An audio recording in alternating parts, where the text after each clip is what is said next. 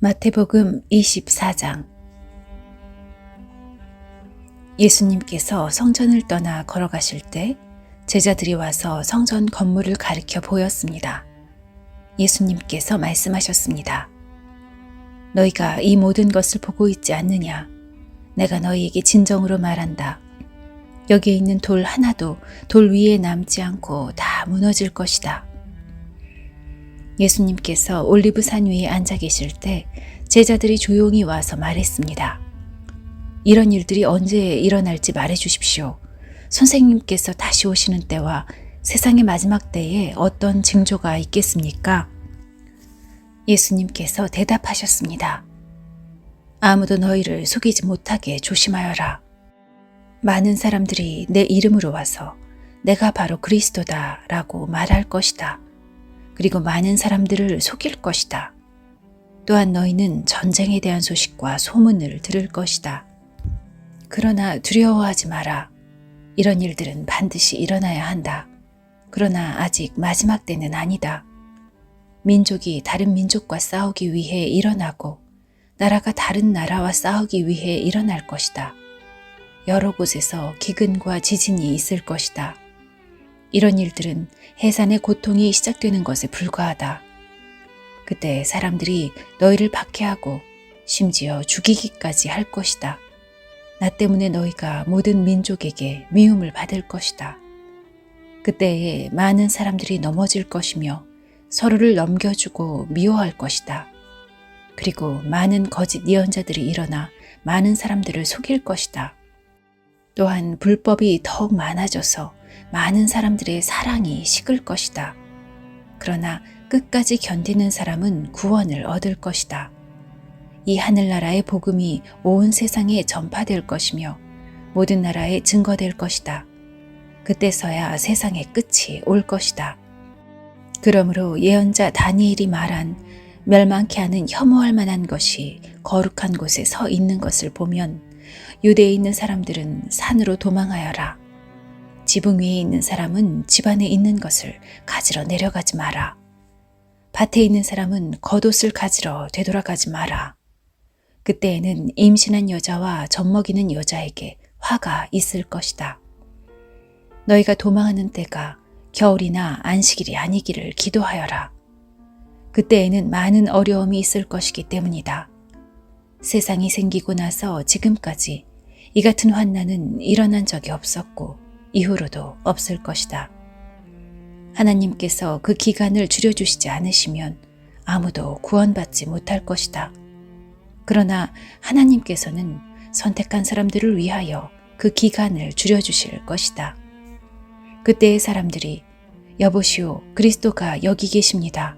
또는 저기 계십니다. 라고 할 것이다. 그러나 믿지 마라. 거짓 그리스도들과 거짓 예언자들이 일어나서 큰 증거를 내보일 것이고 기적을 일으킬 것이다. 그래서 사람들을 속일 것이다. 그리고 할 수만 있으면 선택하신 사람까지 속일 것이다. 보아라, 내가 미리 너희에게 일러주었다. 그러므로 사람들이 여보시오, 그가 광야에 계십니다. 라고 말해도 거기에 가지 마라. 여보시오, 그리스도가 골방에 계십니다. 라고 말해도 믿지 마라. 번개가 동쪽에서 서쪽까지 번쩍이듯이 인자가 오는 것도 이와 같을 것이다. 시체가 있는 곳에는 독수리가 모여들 것이다. 그 환난의 날이 지난 직후에 태양이 어두워지고 달이 그 빛을 잃을 것이다. 별들이 하늘에서 떨어지고 하늘에 있는 모든 권세가 흔들릴 것이다. 그때에 인자가 올 징조가 하늘에 있을 것이다. 그때에 세상의 모든 민족들이 울며 인자가 큰 권능과 영광으로 하늘 구름을 타고 오는 것을 볼 것이다. 인자가 큰 나팔 소리와 함께 천사들을 보낼 것이다. 그들은 하늘 이 끝에서 저 끝까지 사방에서 택함받은 백성들을 모을 것이다. 무화과 나무의 비유를 배우라. 그 가지가 연해지고 새 잎을 내면 여름이 가까운 줄 안다. 마찬가지로 이 모든 것이 일어나는 것을 보면 인자가 가까이와 문 앞에 있는 줄을 알아라. 내가 너희에게 진정으로 말한다. 이 세대가 지나가기 전에 이 모든 것이 일어날 것이다.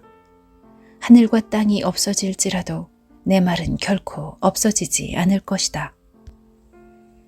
그날과 그때는 아무도 모른다. 심지어 하늘의 천사와 아들까지도 모르고 오직 아버지께서만 아신다. 노아의 때처럼 인자가 다시 올 때도 그와 비슷할 것이다. 홍수가 나기 전 노아가 배에 들어가기 전까지도 사람들은 먹고 마시며 장가가고 시집가며 지냈다. 홍수가 나서 모든 사람들을 쓸어가기 직전까지 사람들은 전혀 깨닫지 못하였다. 인자가 올 때도 그와 같을 것이다. 두 사람이 밭에 있는데 한 사람은 데려가고 다른 사람은 남겨둘 것이다. 두 여자가 맷돌을 갈고 있는데 한 사람은 데려가고 다른 사람은 남겨둘 것이다. 그러므로 항상 깨어 있어라. 왜냐하면 언제 너희 주님께서 오실지 너희가 알지 못하기 때문이다. 이것을 명심하여라. 만약 도둑이 언제 들어올지 집주인이 안다면 미리 준비를 하고 도둑이 집에 들지 못하도록 할 것이다. 그러므로 너희도 준비를 해야 한다. 인자는 생각지도 않은 때에 올 것이다. 주인이 집안을 맡기고 제때에 양식을 내주도록 맡긴 신실하고 슬기로운 종이 누구겠느냐. 주인이 돌아와서 볼 때 주인이 명한 대로 일하고 있는 종은 복되다. 내가 너희에게 진정으로 말한다. 주인은 그 종에게 자신의 모든 소유를 맡길 것이다. 그러나 악한 종이 주인이 오랫동안 돌아오지 않을 것이라고 마음속으로 생각하여 다른 종들을 때리기 시작하고 술꾼들과 함께 먹고 마신다면 생각지도 않은 날 알지 못하는 때에 그 종의 주인이 올 것이다. 그때 주인은 그 종에게 벌을 내리고 그 종을 위선자처럼 여길 것이다. 그 종은 거기서 슬피 울고 고통스럽게 이를 갈 것이다.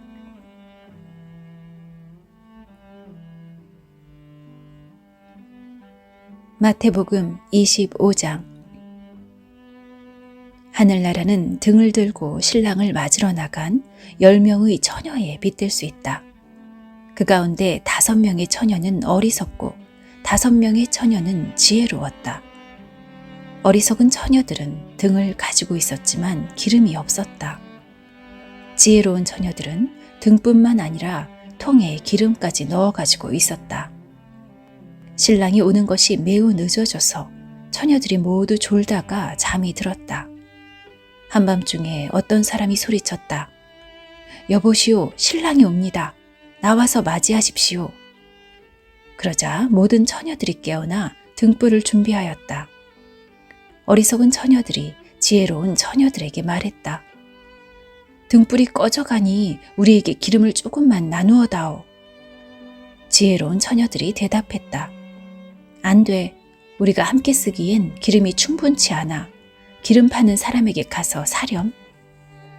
어리석은 5 처녀가 기름을 사러 간 사이에 신랑이 왔다. 준비된 처녀들은 신랑과 함께 결혼잔치에 들어가고 문은 닫혀 잠겼다. 나중에 나머지 처녀들이 와서 주님 문 좀 열어주세요 라고 간청했다. 그러나 신랑이 대답했다. 내가 너희에게 진정으로 말한다.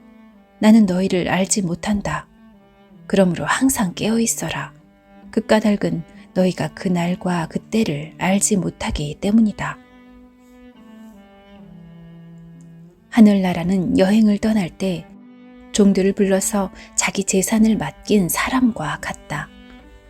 주인은 종들의 능력에 따라 어떤 사람은 5달란트를, 어떤 사람에게는 2달란트를, 또 어떤 사람에게는 1달란트를 맡기고 여행을 떠났다. 5달란트를 받은 종은 얼른 가서 그것으로 장사를 하였다. 그래서 5달란트를 더 벌었다. 마찬가지로 2달란트를 받은 종도 2달란트를 더 벌었다. 그러나 1달란트를 받은 종은 나가서 땅을 파고 그곳에 주인의 은돈을 숨겼다. 세월이 오래 지난 뒤에 종들의 주인이 집에 돌아와서 종들과 셈을 하였다. 5달란트를 받았던 종이 5달란트를 더 가지고 와서 말했다. 주인님, 제게 5달란트를 맡기셨는데 보십시오. 5달란트를 더 벌었습니다. 주님이 대답했다. 참 잘했구나. 너는 착하고 신실한 종이다. 내가 작은 것에 최선을 다했으니 내가 훨씬 더 많은 것을 너에게 맡기겠다. 주인과 함께 기쁨을 누려라. 2달란트를 받았던 종도 와서 말했다. 주인님, 제게 2달란트를 맡겨주셨는데 보십시오. 2달란트를 더 벌었습니다. 주인이 그에게 대답했다. 참 잘했구나. 너는 착하고 신실한 종이다. 내가 작은 것에 최선을 다했으니 내가 훨씬 더 많은 것을 너에게 맡기겠다. 주인과 함께 기쁨을 누려라. 그리고 1달란트를 받았던 종이 주인에게 와서 말했다. 주인님, 저는 주인님이 심지 않은 데서 거두고 씨 뿌리지 않은 데서 거두는 완고한 분이라 생각했습니다. 그래서 두려운 마음으로 밖에 나가 돈을 땅에 숨겼습니다. 이제 주인님이 제게 주신 돈을 도로 받으십시오. 주인이 대답했다. 이 악하고 게으른 종아, 너는 내가 심지도 않은 데서 거두어들이고 씨 뿌리지 않은 곳에서 거두어들인다고 생각했느냐? 그렇다면 너는 내 돈을 은행에 넣어두었어야 했다. 그러면 내가 다시 돌아왔을 때 이자와 함께 내 돈을 돌려받았을 것이다. 저 종에게서 돈을 빼앗아 10달란트 가진 종에게 주어라. 가진 사람은 더 많이 받아 풍성하게 될 것이고 없는 사람은 있는 것마저 빼앗길 것이다. 저 쓸모없는 종을 바깥 어두운 곳에 던져라. 거기서 슬피 울고 고통스럽게 이를 갈 것이다. 인자가 모든 천사들과 함께 영광 가운데 다시 와서 영광의 보좌에 앉을 것이다. 그때 세상 모든 나라가 그 앞에 모일 것이며 목자가 양과 염소를 구분하듯이 인자가 사람들을 나눌 것이다. 인자는 자신의 오른쪽에는 양을, 왼쪽에는 염소를 둘 것이다. 그때 왕이 오른쪽에 있는 사람들에게 말할 것이다. 내 아버지로부터 복을 받은 너희들이여, 와서 세상이 만들어질 때부터 하나님께서 너희를 위해 준비하신 나라를 물려받아라. 내가 배가 고플 때 너희는 내게 먹을 것을 주었다. 내가 목마를 때 너희는 마실 것을 주었다. 내가 나그네로 있을 때 너희는 나를 초대해 주었다. 내가 헐벗었을 때 너희는 내게 옷을 입혀주었다. 내가 아플 때 너희는 나를 돌보아 주었다. 내가 감옥에 있을 때 너희는 나를 찾아주었다. 그때 의로운 사람들이 그에게 대답할 것이다. 주님, 언제 주님께서 배고프신 것을 보고 우리가 음식을 주었습니까? 언제 목마른 것을 보고 마실 것을 주었습니까? 언제 나그네 된 것을 보고 우리가 초대하였습니까? 언제 헐벗으신 것을 보고 우리가 옷을 입혀주었습니까? 언제 감옥에 있는 것을 보고 또 아프신 것을 보고 우리가 찾아갔습니까? 그때 왕이 대답할 것이다. 내가 너희에게 진정으로 말한다. 보잘것없는 사람에게 한 일, 곧 너희가 이 형제들 중 가장 보잘것없는 사람에게 한 일이 곧 나에게 한 것이다. 그리고 나서 왼쪽에 있는 사람들에게 이렇게 말할 것이다. 저주받은 자들아, 내게서 떠나 악마와 그 부하들을 위해 준비한 영원한 불에 들어가거라. 내가 배가 고플 때 너희는 내게 아무것도 주지 않았다. 내가 목마를 때 너희는 마실 것도 주지 않았다. 내가 나그네 되었을 때 너희는 나를 초대하지 않았다. 내가 헐벗었을 때 너희는 내게 아무것도 입혀주지 않았다. 내가 아플 때나 감옥에 있을 때 너희는 나를 돌보지 않았다. 그때 그 사람들이 대답할 것이다. 주님, 언제 주님이 배고프거나 목마르거나 나그네 되었거나 헐벗었거나 아프거나 감옥에 있는 것을 보고 우리가 돌보지 않았습니까? 그때 왕이 대답할 것이다. 내가 너희에게 진정으로 말한다. 이 사람들 가운데 가장 작은 자 한 사람에게 하지 않은 것이 곧 나에게 하지 않은 것이다. 이 사람들은 영원히 형벌을 받게 될 것이다. 그러나 의로운 사람들은 영원한 생명에 들어갈 것이다.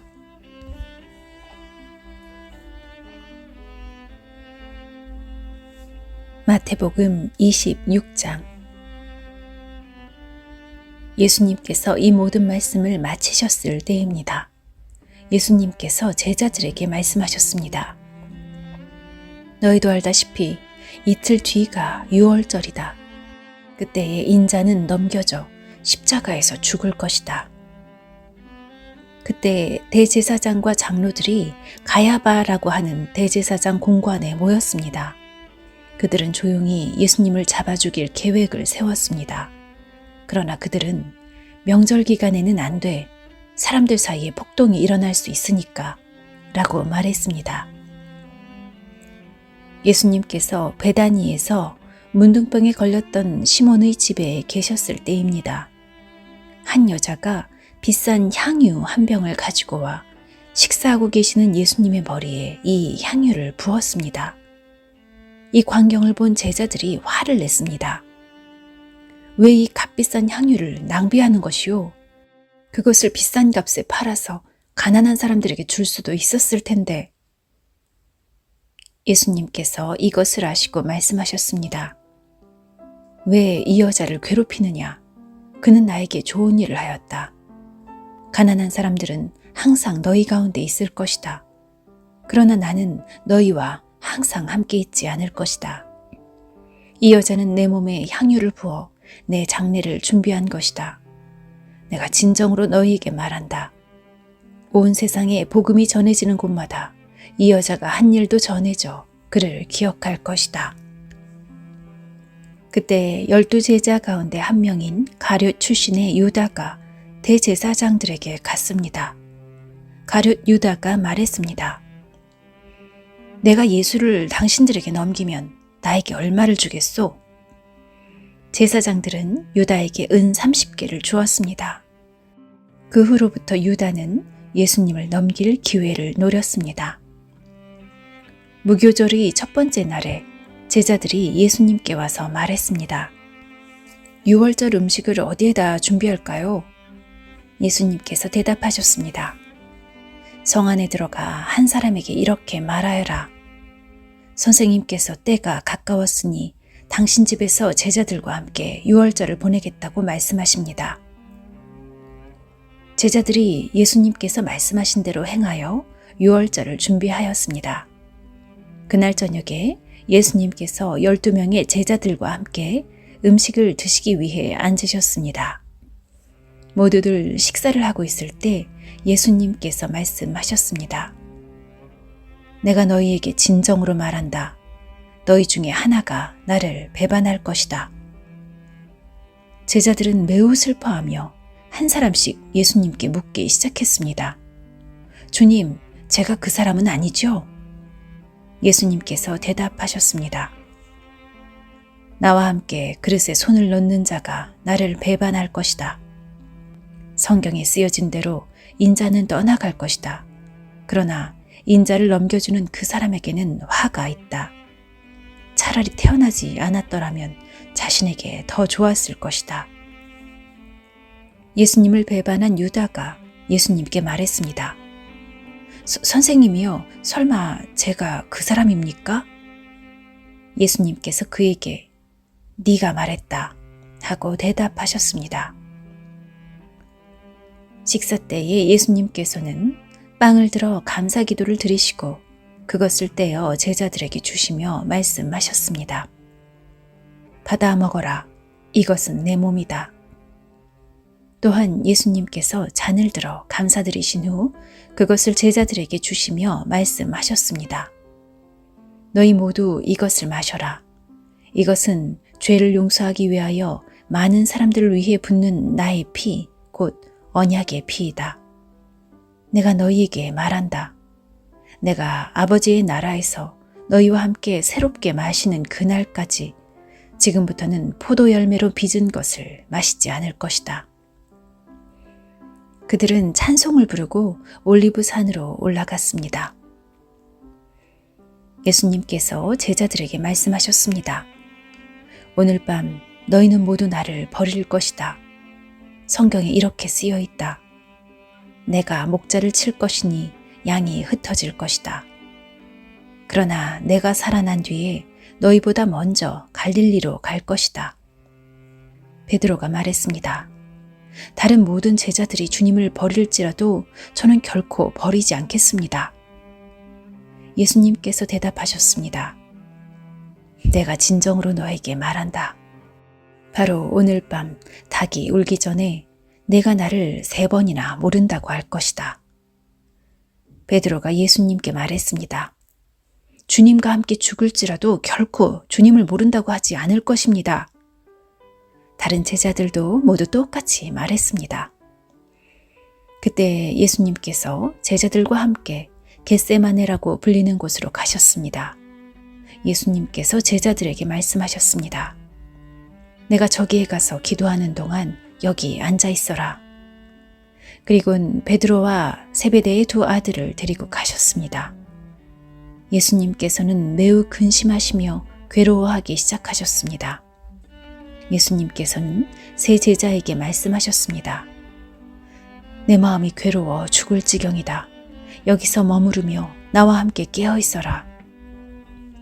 그리고 나서 약간 떨어진 곳으로 가서 얼굴을 땅에 대고 기도하셨습니다. 나의 아버지, 할 수만 있다면 제게서 이 잔을 지나가게 해 주십시오. 그러나 내 뜻대로 하지 마시고 아버지의 뜻대로 하시길 원합니다. 기도하신 후 제자들에게 오셔서 제자들이 자고 있는 것을 보시고 베드로에게 말씀하셨습니다. 너희들은 1시간도 나와 함께 깨어 있을 수 없느냐? 깨어서 너희가 시험에 빠지지 않도록 기도하여라. 영은 원하지만 육체가 약하구나. 예수님께서 다시 가셔서 2번째 기도를 하셨습니다. 나의 아버지여, 이것이 제게서 지나갈 수 없고 제가 마셔야만 한다면 아버지의 뜻대로 되기를 기도합니다. 그리고 나서 다시 제자들에게 가셔서 제자들이 자고 있는 것을 보셨습니다. 그들은 너무 졸렸던 것입니다. 그래서 예수님께서는 제자들을 놔두고 다시 3번째로 기도하셨습니다. 예수님께서는 같은 기도를 한 번 더 하셨습니다. 그 다음에 예수님께서 제자들에게 돌아오셔서 말씀하셨습니다. 아직도 자고 있고 쉬고 있느냐? 보아라, 때가 가까이 왔다. 인자가 죄인들의 손에 넘겨진다. 일어나라, 가자. 나를 배반한 사람이 가까이 오고 있다. 예수님께서 말씀하시는 동안 12 제자 가운데 하나인 유다가 왔습니다. 대제사장과 백성들의 장로들이 보낸 많은 사람들이 칼과 몽둥이를 들고 유다와 함께 왔습니다. 예수님을 배반한 유다가 이들에게 내가 입맞추는 사람이 바로 그 사람입니다. 그를 잡으시오. 라며 신호를 정해주었습니다. 곧바로 유다는 예수님께 가서 말했습니다. 선생님, 안녕하십니까? 그러면서 입을 맞추었습니다. 예수님께서 친구여, 무엇하러 여기에 왔느냐 하고 묻자 사람들이 와서 예수님을 붙잡았습니다. 그러자 예수님과 함께 있던 제자 중 한 사람이 칼을 뽑았습니다. 그리고 대제사장의 종에게 칼을 휘둘러 그 종의 귀를 잘랐습니다. 예수님께서 그에게 말씀하셨습니다. 칼을 도로 제자리에 꽂아라. 칼을 쓰는 사람은 칼로 죽을 것이다. 너는 내가 내 아버지께 말씀드리면 즉시 12군단도 넘는 천사들을 보내주실 것을 생각하지 못하느냐. 그러나 만일 그렇게 하면 이 일이 반드시 일어난다고 한 성경 말씀이 어떻게 이루어지겠느냐. 그리고 나서 예수님께서 사람들에게 말씀하셨습니다. 너희는 마치 강도를 잡을 것처럼 칼과 몽둥이를 가지고 왔구나. 내가 성전에 앉아 매일 가르쳤지만 너희는 나를 잡지 않았다. 이 모든 것은 예언자의 글을 이루기 위해 일어난 것이다. 그때 모든 제자들이 예수님을 버리고 도망갔습니다. 예수님을 잡은 사람들이 예수님을 대제사장 가야바에게로 끌고 갔습니다. 거기에는 율법학자들과 장로들이 모여 있었습니다. 베드로가 예수님과 멀찍이 떨어져 따라가 대제사장의 공관 마당에 들어갔습니다. 그리고 결과를 보려고 경비원들 틈에 끼어 함께 앉았습니다. 대제사장들과 전체 의원들이 예수님을 죽이기 위해 예수님을 고소할 거짓 증거를 찾으려고 하였습니다. 많은 거짓 증인들이 나왔으나 아무 증거도 얻지 못하던 중 마침내 두 사람이 나왔습니다.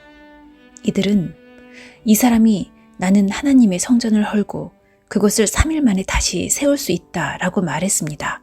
라고 증언했습니다. 대제사장이 일어서서 예수님께 물었습니다. 당신은 아무 대답도 하지 않겠소? 이 사람들이 당신에게 불리한 증언을 하는 것에 대한 당신의 답변은 무엇이오?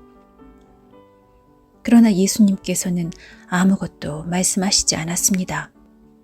다시 대제사장이 예수님께 물었습니다. 내가 살아계신 하나님께 맹세하고 당신에게 명령하니 우리에게 말하시오. 당신이 하나님의 아들 그리스도요. 예수님께서 대답하셨습니다. 네가 말했다. 그러나 내가 너희에게 말한다. 이제 이후로 인자가 전능하신 자의 오른쪽에 앉아 있는 것과 하늘 구름을 타고 오는 것을 볼 것이다.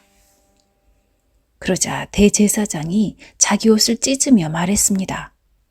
이 사람이 하나님을 모독했다. 더 이상 증인이 필요 없다. 여러분 모두가 이 사람이 하나님을 모독하는 것을 들었다. 어떻게 생각하는가? 사람들이 대답했습니다. 죽어 마땅합니다. 그리고 사람들은 예수님의 얼굴에 침을 뱉고 주먹으로 치고 손바닥으로 때리며 그리스도야, 누가 너를 때렸는지 맞춰보아라 하고 말했습니다. 베드로가 대제사장 공관 마당의 바깥쪽에 앉아 있었습니다. 그때 어떤 여자 하인이 와서 말했습니다. 당신도 갈릴리 사람 예수와 함께 있었죠? 그러자 베드로는 당신이 무슨 말을 하는지 모르겠소 라며 모든 사람들 앞에서 그렇지 않다고 말했습니다. 베드로가 대문 있는 데로 나가자 다른 여자 하인이 거기에 있던 사람들에게 말했습니다. 이 사람은 나사렛 예수와 함께 있던 사람이에요. 또다시 베드로는 나는 그 사람을 모릅니다 라고 맹세를 하며 그렇지 않다고 말했습니다. 잠시 후 서 있던 어떤 사람들이 베드로에게 가서 말했습니다. 분명히 너는 그들과 한패다. 내 말씨를 보니 틀림없다. 그러자 베드로는 저주를 하며 맹세했습니다. 나는 저 사람을 모릅니다. 그러자 바로 닭이 울었습니다. 베드로는 지난번 예수님께서 자기에게 하신 말씀이 기억났습니다. 닭이 울기 전에 너는 나를 3번이나 모른다고 할 것이다. 베드로는 밖으로 나가 몹시 울었습니다.